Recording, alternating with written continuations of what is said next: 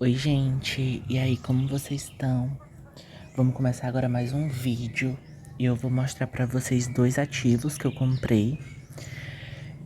Seguimos naquela saga de chegarmos aos 20 mil reais investidos em fundos imobiliários para que eu volte, que eu comece a investir mais pesado em ações, né? Que vai ser o meu foco no ano de 2026. Então vamos lá, sem mais delongas, eu fiz a compra de dois ativos.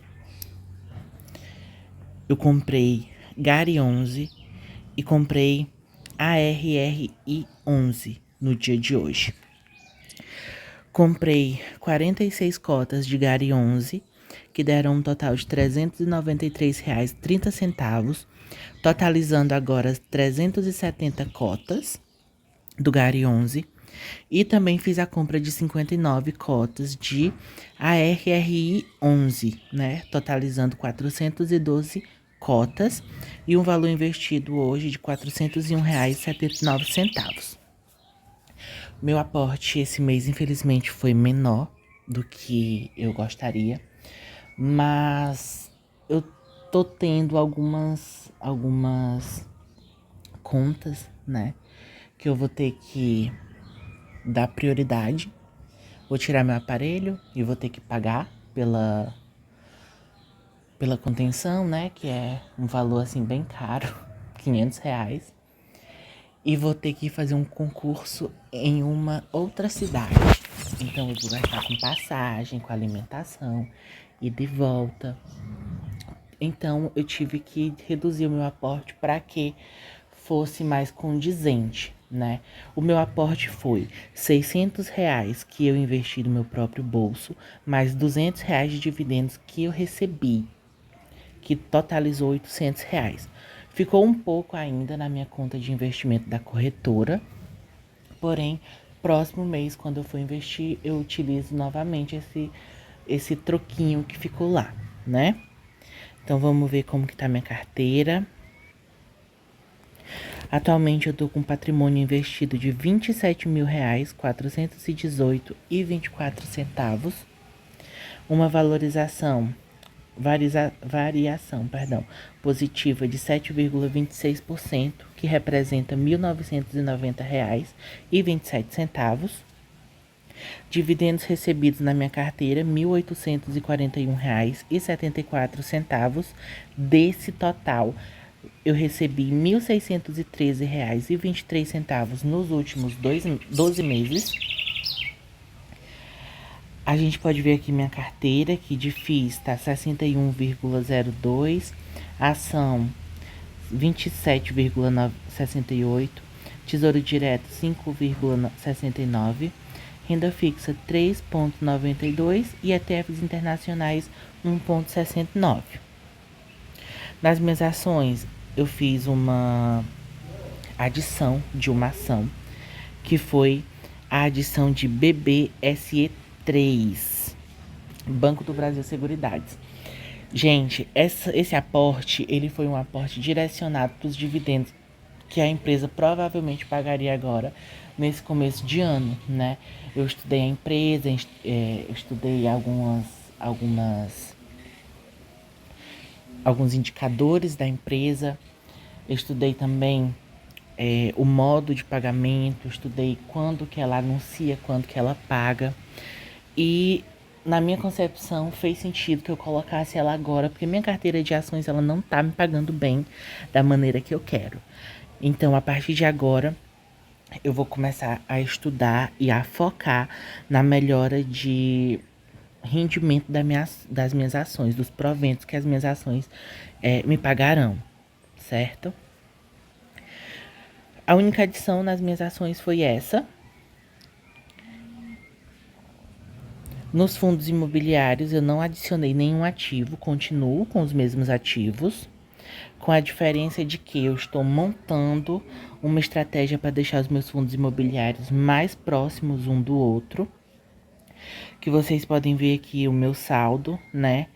Que eu tô tentando agora aportar para manter o mais próximo possível. Gari 11, eu já cheguei a mais de R$ 3.100, então a partir de agora, Gari 11 não será mais um foco dos meus investimentos. E eu ainda posso comprar mais R$ 300 de ARRI para poder chegar em 3.100. E vou direcionar meus aportes para os outros fundos imobiliários que estão a preços menores, né? E, consequentemente, mais, entre aspas, baratos. Porém, eu vejo que agora nos meus fundos imobiliários eu só estou tendo oportunidade em ARRI e VISC, que eu ainda posso investir um pouco, R$ 500 no VISC e R$ 300 no ARRI. MXRF11 não, porque tá com um valor a mais, né, do que vale. Nem mesmo o VGIA, porque o VGIA também é um fundo de papéis, entre aspas, voltados pro agronegócio. O LVBI eu poderia também aportar. Porém, o que que acontece? O LVBI, ele vai ser englobado pelo HGLG. Então, as cotas que eu tenho de LVBI, eu vou passar a ter de HGLG, porque os dois vão se fundir. Então, eu não sei se vale a pena eu comprar, mas vou continuar estudando, vou ver mais alguns relatórios e vejo aí se eu vou aportar. Porque ele tá me dando aqui 8% de desconto com relação à cota patrimonial que ele vale.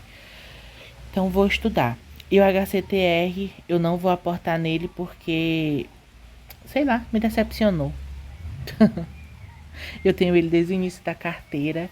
É pra mim me desfazer, mas eu tenho muito apego. Então, eu vou ter que, algum dia que me der a louca, eu me desapego dele e tiro ele da minha carteira e aporto em outro ativo. Tesouro Direto, continuo com Tesouro Selic 2028.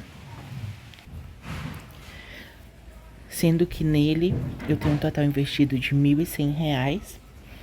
Tenho Tesouro Prefixado 2028, que eu tenho um total investido de R$ 385.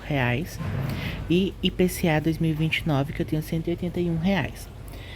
Eu vou fazer alguns aportes, eu vou montar uma estratégia para eu aportar um pouco nos meus tesouros também, que eu acredito que para os meus objetivos mais de longo prazo serão viáveis esses investimentos.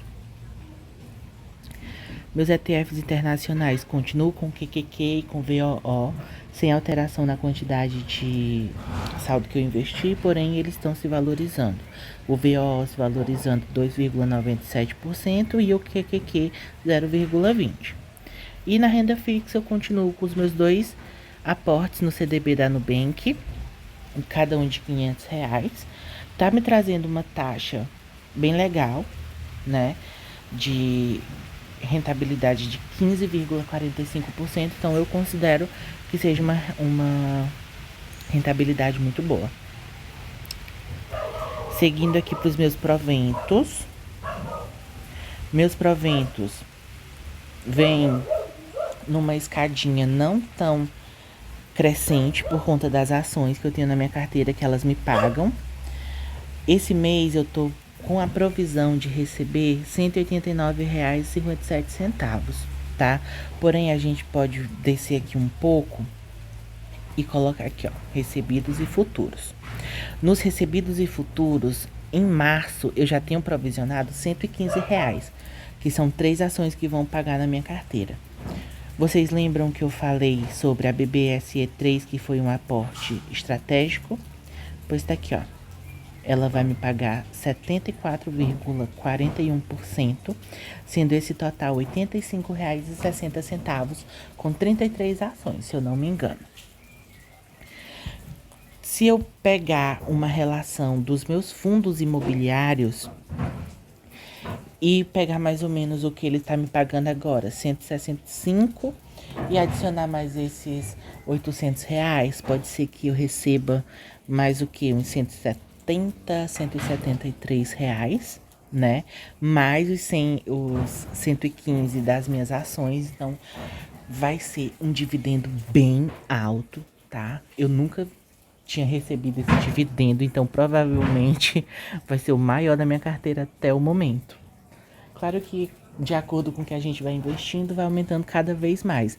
Ainda mais quando eu começar a aumentar a minha posição nas minhas ações, que eu vou aumentar bastante as minhas posições nas minhas ações que estão pagando dividendos, né? Petrobras, Banco do Brasil Seguridade, e vou estudar minhas outras ações para eu ver se elas realmente estão me pagando o que eu acho que elas deveriam estar me pagando pelo valor que eu dou investido, né? Enfim, vamos ver também o patrimônio ou a rentabilidade. Rentabilidade é melhor. Ó, na minha rentabilidade, a gente pode ver aqui que desde o início minha carteira está perdendo apenas para o CDI, porém por pouca coisa, né? 2, acho que não chega nem a ser 2, alguma coisa, acho que é 1,8, algo assim, por cento pro CDI, mas a gente sabe que o CDI ele tá muito alto, né? Nossa taxa Selic tá muito alta, então impulsiona bastante a nossa rentabilidade nesse tipo de ativos. Que inclusive a gente pode ver aqui, ó, que teve um momento que o CDI ele não tá, a Selic não estava tão alta, que minha carteira estava batendo também o CDI. Mas isso a gente vai ajustando. Agora, com relação ao IPCA, minha carteira já tá bem acima do IPCA, quase 40%. Vamos botar aqui no ano atual. No ano atual, minha carteira tá batendo todos os índices. E nos últimos 12 meses, minha carteira também bate o IPCA e o CDI. As minhas metas, continuo aqui com minha meta de 50 mil reais para alcançar. Faltam agora 20.600, considerando também a variação dos meus ativos, das cotas. A conclusão estimada é para fevereiro de 2027. Meus fundos imobiliários eu quero chegar em 20 mil reais, investidos. Conclusão tá aproximadamente para abril de 2026. E a minha média de proventos, que eu quero chegar a uma média de proventos de R$250 por mês. Que eu tô em 53%, quase 54%. Enfim, o vídeo foi esse. Beijo e tchau.